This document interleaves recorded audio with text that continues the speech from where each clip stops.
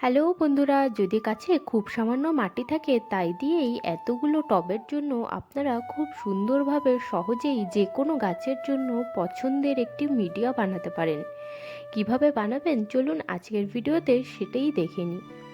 Hello বন্ধুরা, Mala's gardening হ্যাভেনে আমি মধুমিতা আপনাদের সকলকে অনেক অনেক স্বাগত জানাই। কিছুদিন আগে যে বালতিগুলো কিনেছিলাম তার মধ্যে বেশিরভাগই তো ব্যবহার করা হয়ে গেছে, তবে এই কটি বালতি পড়ে রয়েছে। এর মধ্যেই আজকে মিডিয়া তৈরি করে গাছ লাগাবার জন্য মাটি রেডি করব। এই দেখুন, নিচের দিকে অনেকগুলো পরিমাণে ড্রেনেজ হোল করা রয়েছিল, তার মধ্যে উপরেই দিয়ে দিলাম এই যে কাপড়। অনেকগুলি ড্রেনেজ হোলকে সুন্দরভাবে বন্ধ করবার জন্য কাপড় দেওয়া খুবই জরুরি। আর এই দিকে দেখুন, সমস্ত বালতির নিচে কাপড় দিয়ে দিয়েছি। এবার সব কটা বালতির নিচে দিয়ে দেব এক মুঠো করে মাটি। এই অবস্থায় মাটির পরিবর্তে আপনারা কাগজ বা শুকনো গাছের পাতাও ব্যবহার করতে পারেন। আমার কাছে যেহেতু মাটি ছিল তো আমি দিয়ে দিয়েছি মাটি। তবে মাটি তো আপনারা দেখলেনই, খুবই সামান্য পরিমাণে আছে। আর এই সামান্য পরিমাণে মাটি দিয়েই এই 4টে বালতিকে ভর্তি করব। এই দেখুন, প্রত্যেকটা বালতির নিচে সুন্দর করে মাটি দিয়ে নিয়েছি। এবার এই বালতিগুলিকে ভরবার জন্য আমি নিয়ে নিয়েছি বেশ একটুখানি সবজির খোসাগুলিকে 2 দিন ধরে ভালো করে রোদ্দুরে শুকিয়ে নিয়েছি। পুরোপুরি না শুকালেও বেশিরভাগ জলই টেনে গেছে। আর এই দেখুন, এখানে এই 5টি বালতির মধ্যেই ওই মাটির উপরে সবজির খোসা ভর্তি করে নিয়েছি। সবকটা বালতির উপরে এইভাবে সবজির খোসা ভরা হয়ে গেলে এর উপর থেকে আমরা দিয়ে দেব আরও একটি মাটির লেয়ারকে চাপা।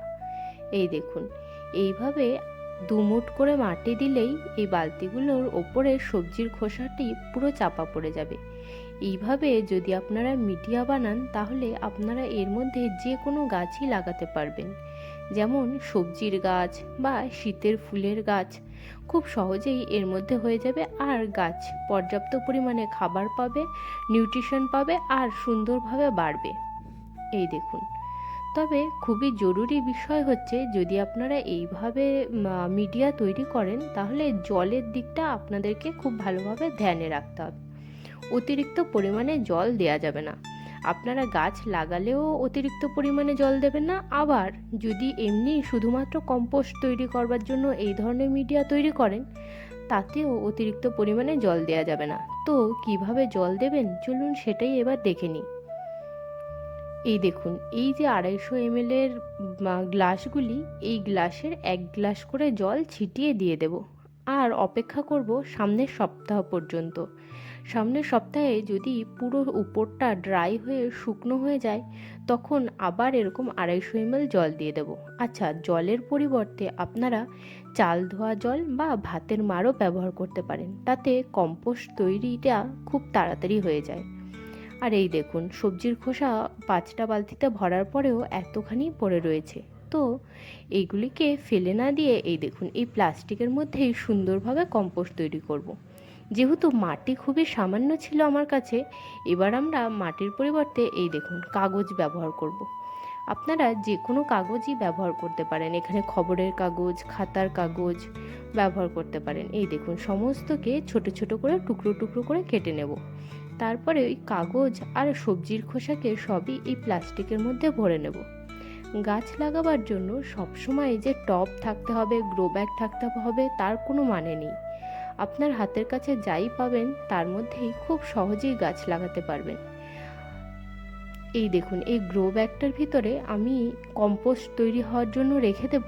তো কম্পোস্ট যদি তৈরি করবার জন্য নাও রাখতে হয়, এই গ্রো ব্যাগের মধ্যেই সুন্দরভাবে আমি একটা গাছও লাগিয়ে ফেলতে পারি। এই দেখুন, সমস্ত সবজির খোসাকে এর ভিতরে ভরে নিয়েছি। এবার বাদবাকি যেটুকু মাটি ছিল এর উপর থেকে দিয়ে দেব।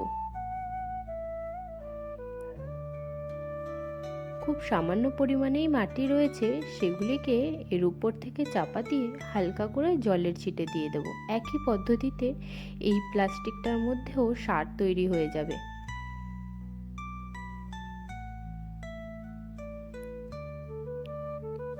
কম্পোস্ট তৈরি করবার জন্য অতিরিক্ত পরিমাণে জল দিলে কি হয়, কম্পোস্ট তৈরির প্রসেস অনেক বেশি স্লো হয়ে যায় আর ভিজে যায় কম্পোস্ট, আর নিচ থেকে লিকুইড সার বার হওয়া চালু হয়। তাতে কি হয়, সবজির খোসা থেকে যে পরিমাণ আমরা কম্পোস্ট তৈরি করব তার গুণগত মান অনেকখানি কমে যাবে। ঠিক এই পদ্ধতিতে আপনারা যে কোনো পাত্রের মধ্যে গাছ লাগাবার জন্য একটি সুন্দর মিডিয়া তৈরি করতে পারেন। তবে আজকের মতন এইটুকুই, দেখা হচ্ছে আবার পরের ভিডিওতে। আপনারা সবাই ভালো থাকবেন, সুস্থ থাকবেন। গার্ডেনিং রিলেটেড কোনো কোশ্চেন থাকলে আমাকে কমেন্টে অবশ্যই জানাবেন। টাটা বন্ধুরা।